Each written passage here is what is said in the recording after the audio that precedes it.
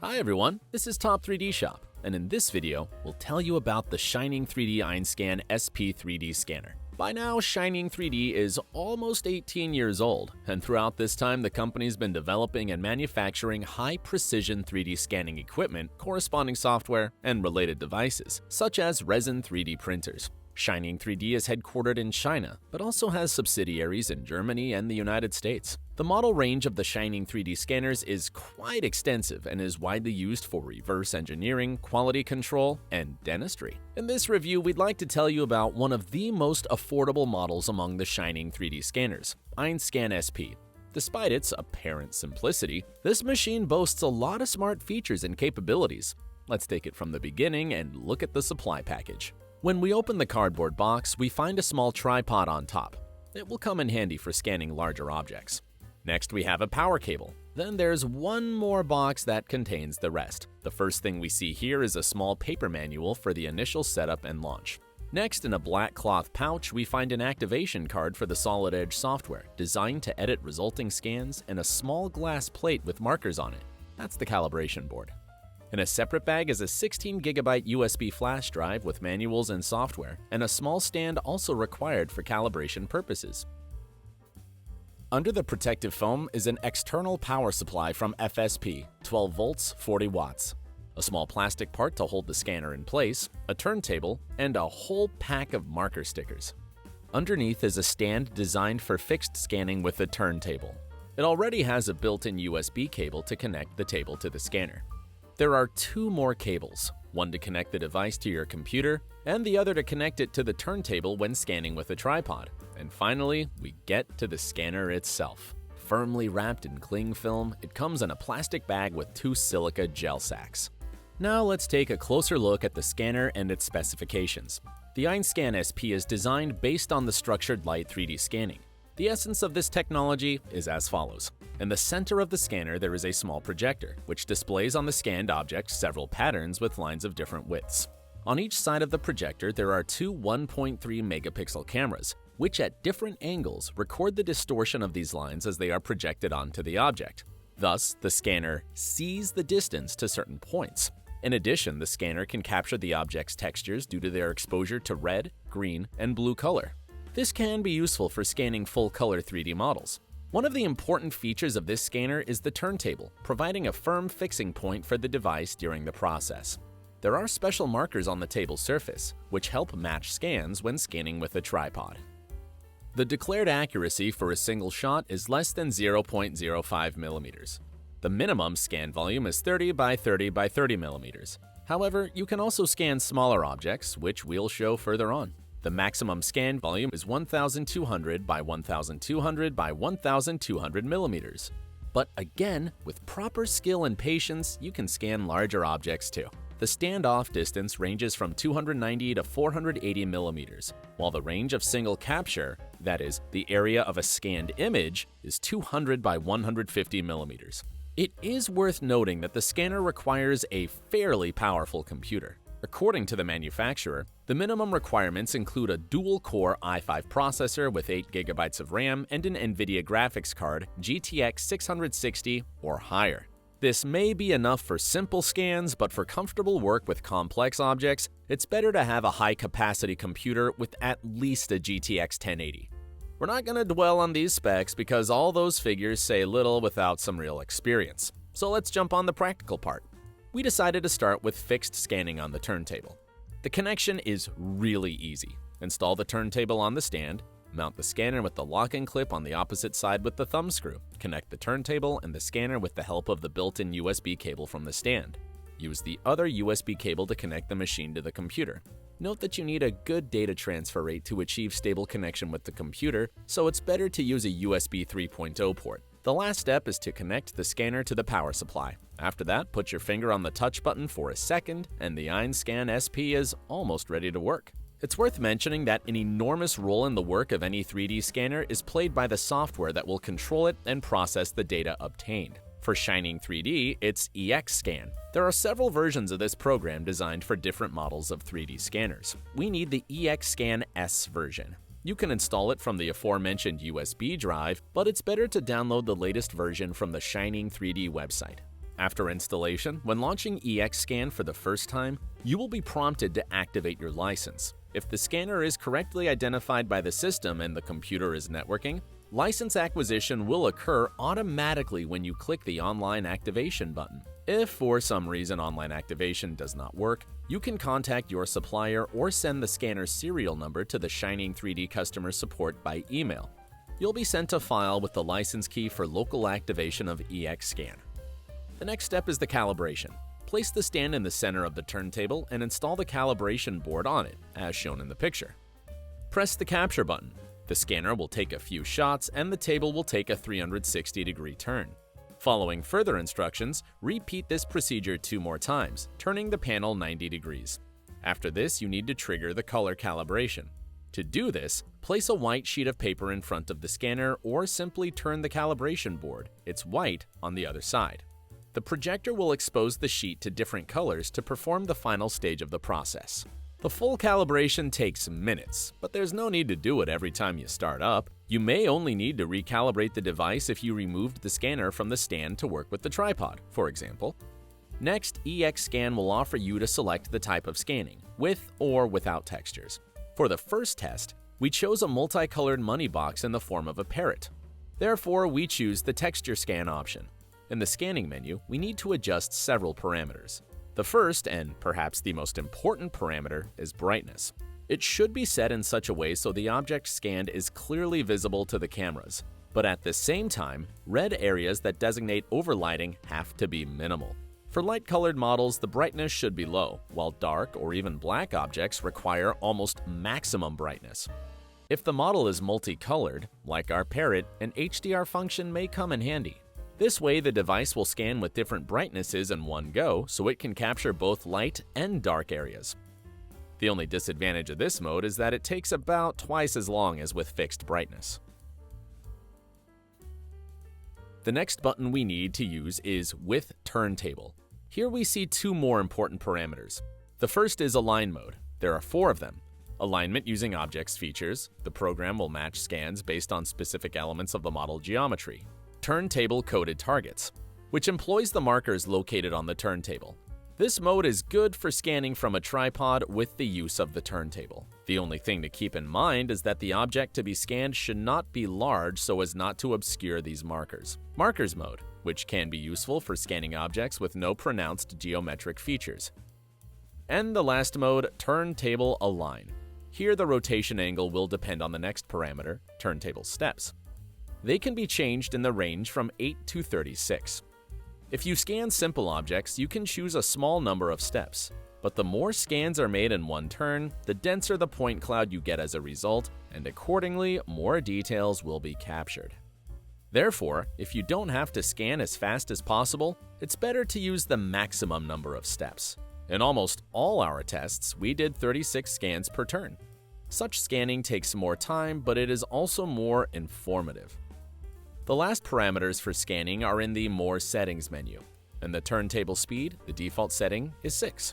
It makes sense to reduce it in case you're not sure if the object is standing firmly on the table, and it may wobble when turned rapidly. If you are not in a hurry, it's better to set a low speed. There will be fewer surprises. The last setting concerns table turns. Select full 360 degrees or half turn. Now let's start scanning.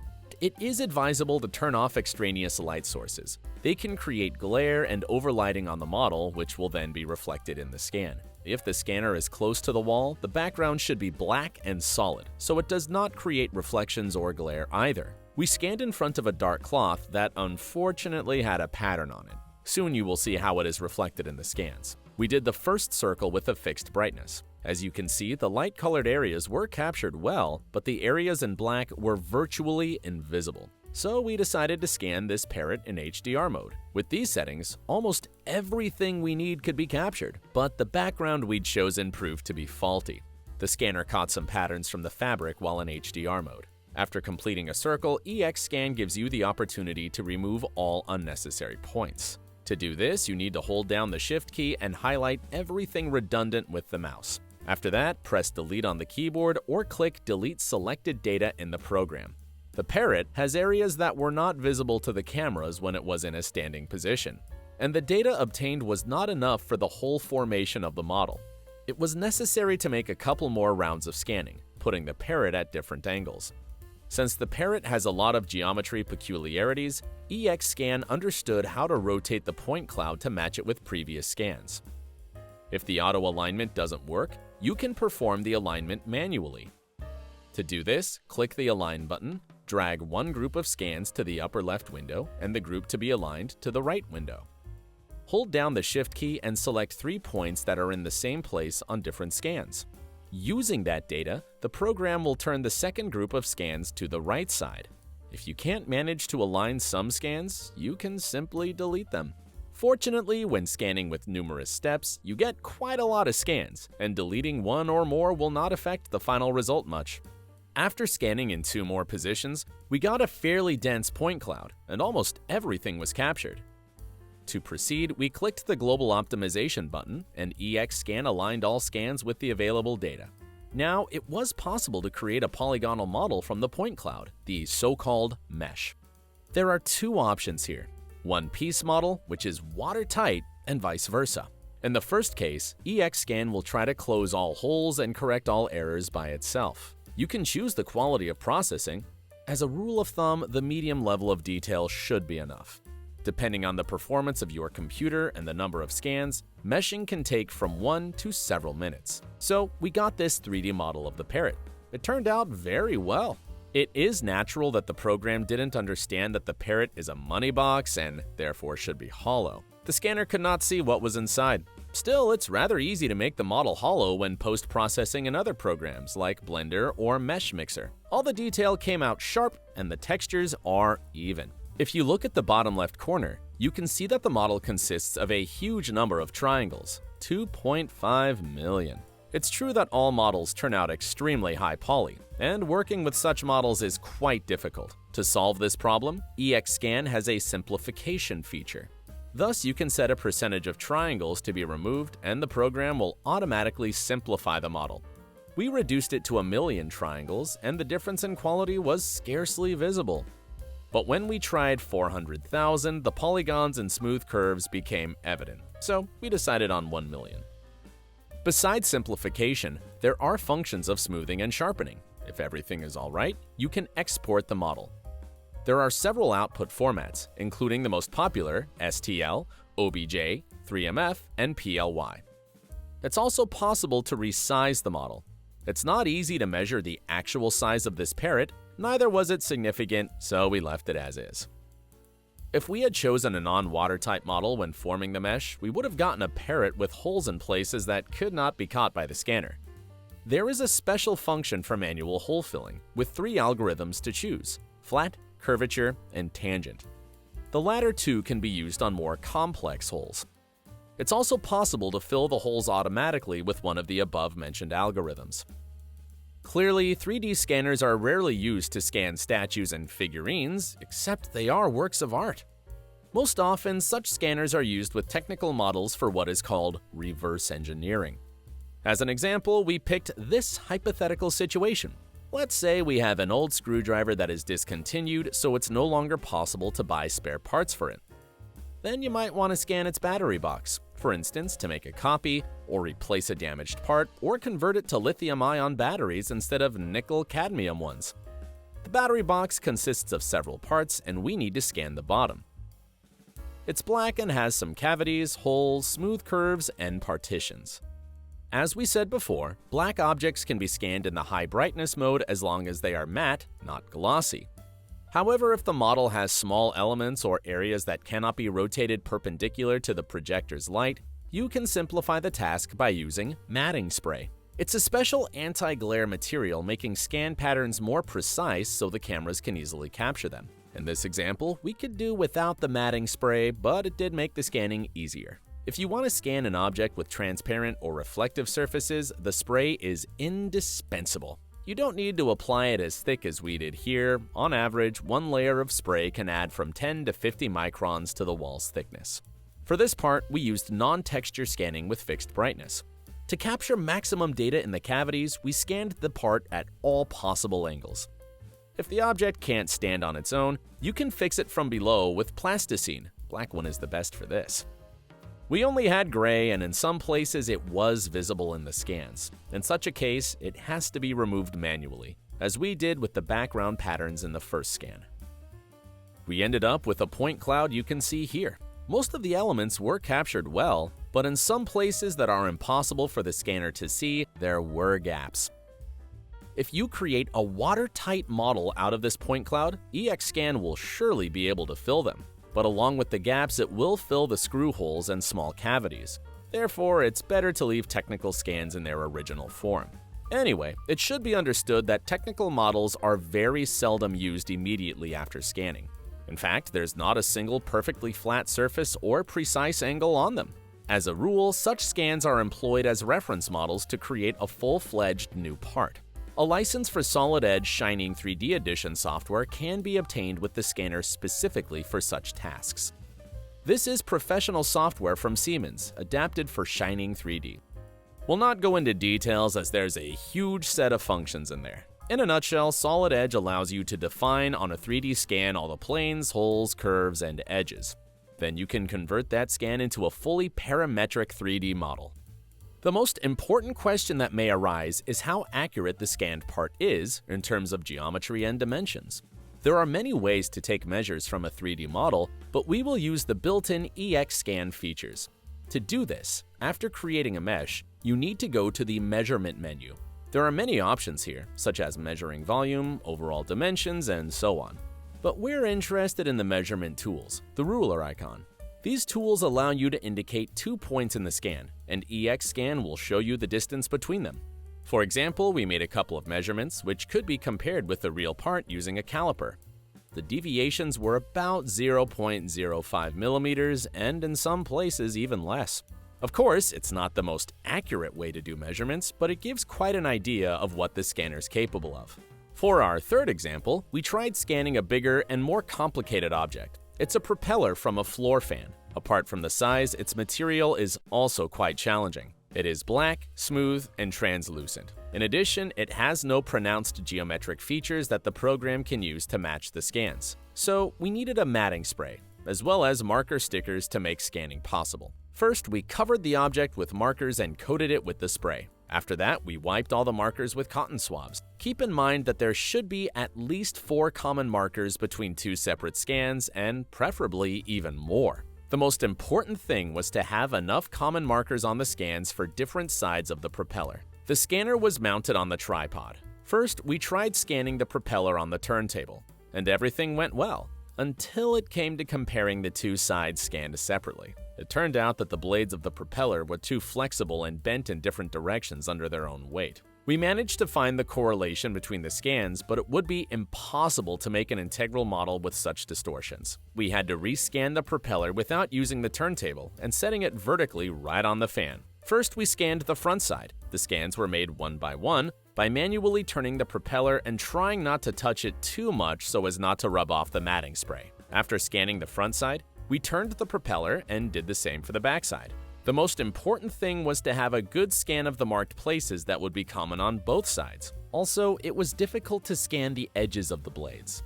The resulting model was hardly perfect. The surfaces turned out not quite smooth in some places, and the cavity at the back was not completely captured. On top of that, when scanning with markers, you will get round through holes at their locations.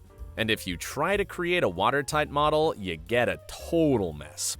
Fortunately, if you decide to make the model non-watertight, you can use the special function of filling the marker holes. In our case, almost all of them were closed just fine. There remained only those on the corners or close to the edges. The rest of the holes were filled manually. In the end, after a little processing, we got this final propeller model. Overall, the result is good, but if you get the hang of it, you can gain more success. And for the last test, we decided to scan something small. We're often asked if it's possible to scan keyboard buttons. It may seem strange, but the community of custom gaming keyboard enthusiasts is quite large. Our keycap is black, and its mounts are made of translucent plastic. That's why we decided to apply the matting spray on it. The dimensions of the button are less than 2 centimeters on the sides and about 1 centimeter in height. This is far less than the declared minimum scan volume. We decided to scan on the stand with the turntable, so to say in automatic mode, with no textures and with fixed brightness. During the scanning process, some of the scans were sliding sideways, but due to the auto-align mode, most of them eventually found their right place. The keycap was also scanned several times from different sides. In the end, we got this model. On the outside, everything is perfect. The geometry is correct and there are no defects. Still, there are some gaps in the mounts and minor distortions in place of the filled holes, but it's hardly surprising. As we said before, such scans still need to be remodeled to get a full parametric model. Now it's time to draw a conclusion. The scanner performs all the declared functions without any problems. The EXScan S has a wide range of features and in most cases operates autonomously. Of course, there are certain nuances that you have to work through. However, they apply to 3D scanning in general rather than this particular device. After all, 3D scanning is not some magic. It's just one step in the creation of 3D copies of real objects. With proper use and skill, the EinScan SP can save you a lot of time. This is Top 3D Shop with the shining 3D EinScan SP 3D scanner review. Subscribe to our channel, leave comments, and hit the like button if you've enjoyed the video. See you soon!